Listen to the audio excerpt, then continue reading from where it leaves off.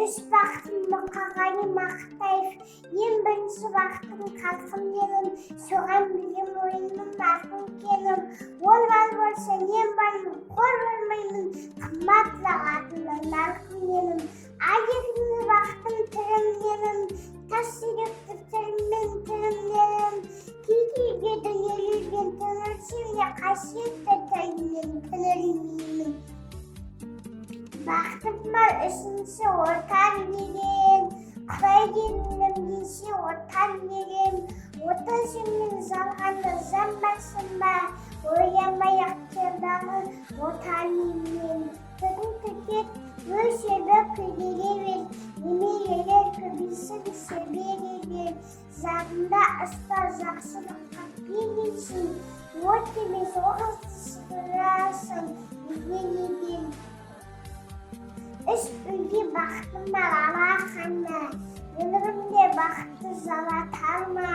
Үш күн нұрын төгеді аспаннан, атырау Алтай, Алқа, Алатауға. Моя родина Евгений Задружский.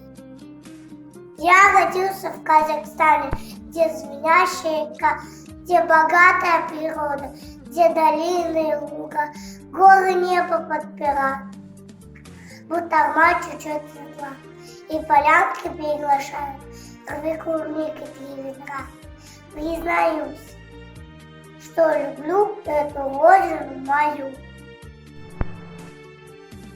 Степные цветы Гульсым Семжанова. Цветы не сливаются степные, пусть низко клонясь на ветру, они молодые, живые, смягчат любую жару. Пусть радуют запахом пряным, девят красотою своей, во славу степей Казахстана, богатых цветами степей. Отан менің атана, отан туған бауырым, отан өлкен астана, отан туған ауыл. Бақыттелі бұл отан, бәрін де мен деймін. Өзім ұл отан сүйемін.